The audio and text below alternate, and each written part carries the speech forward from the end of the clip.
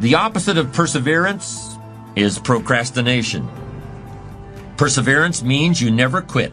Procrastination usually means you never get started. Although I consider the inability to finish something to be a form of procrastination. Ask people why they procrastinate, and you'll often hear something like this: I'm a perfectionist. Everything has to be just right before I can get down to work.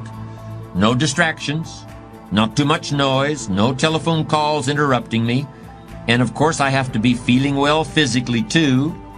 I can't work when I have a headache. The other end of procrastination, being unable to finish, also has a perfectionist explanation. I'm just never satisfied. I'm my own harshest critic. If all the I's aren't dotted and all the T's aren't crossed, I just can't consider that I'm done. That's just the way I am, and I'll probably never change. Do you see what's going on here? A fault is being turned into a virtue. The perfectionist is saying that his standards are just too high for this world. This fault into virtue syndrome is a common defense when people are called upon to discuss their weaknesses. But in the end, it's just a very pious kind of excuse-making. It certainly doesn't have anything to do with what's really behind procrastination. The basis of procrastination could be fear of failure. That's what extreme perfectionism really is once you take a hard look at it. What's the difference whether you're afraid of being less than perfect or afraid of anything else? You're still paralyzed by fear. What's the difference whether you never start or never finish? You're still stuck. You're still going nowhere. You're still overwhelmed by whatever task is before you. You're still allowing yourself to be dominated by a negative vision of the future in which you see yourself being criticized or laughed at or punished or ridden out of town on a rail. Of course, this negative vision of the future is really a mechanism that allows you to do nothing. It's a very convenient mental tool. Well, I'm going to tell you how to overcome procrastination. I'm going to show you how to turn procrastination into perseverance. And if you do what I suggest, the process will be virtually painless. I'm going to be very specific about how you can do this. A moment ago, I referred to a negative vision of the future as a mental tool for inactivity. If you've been using that tool, I'm going to ask you to toss it aside and start using two other very powerful principles that foster productivity and perseverance instead of passivity and procrastination. The first principle is break it down. No matter what you're trying to accomplish, whether it's writing a book or climbing a mountain or painting a house, the key to achievement is your ability to break down the task into manageable pieces and knock them off one at a time. Focus on accomplishing what's right in front of you at this moment and ignore what's off in the distance someplace.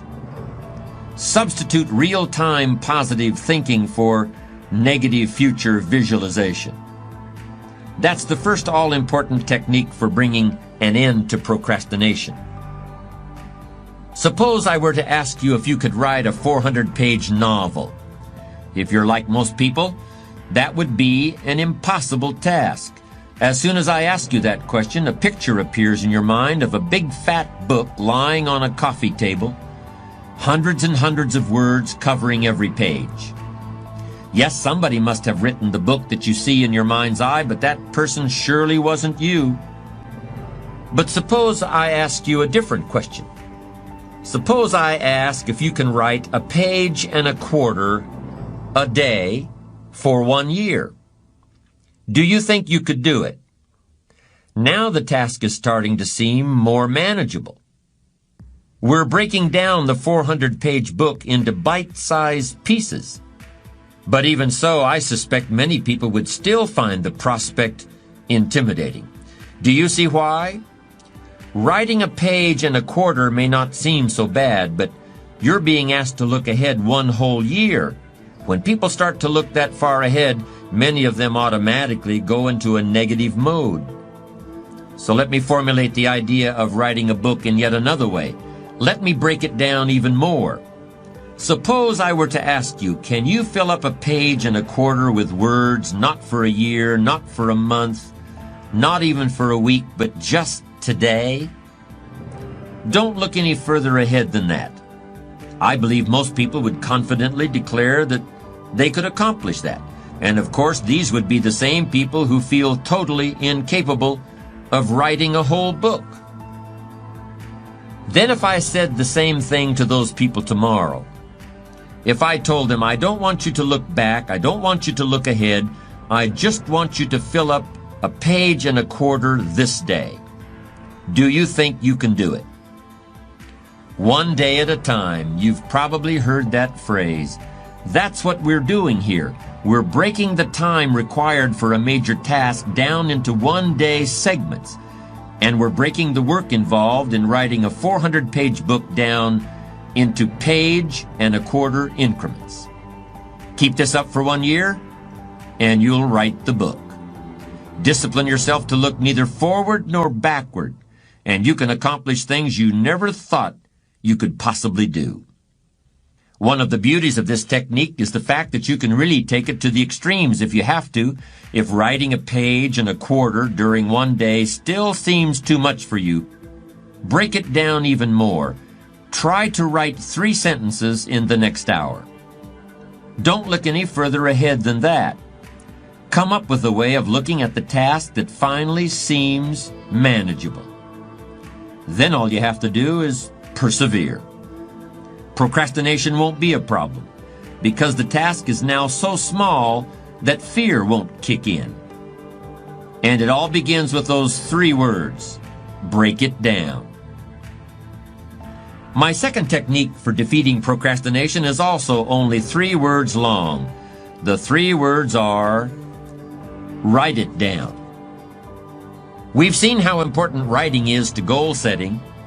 The writing you'll do for beating procrastination is very similar, but instead of focusing on the future, you're now going to be writing about the present, just as you experience it every day. Instead of describing the things that you want to do or the places you want to go, you're going to describe what you actually do with your time, and you're going to keep a written record of the places you actually go. In other words, you're going to keep a diary of your activities, and you're going to be amazed by the distractions, detours, and downright wastes of time that you come up with during the course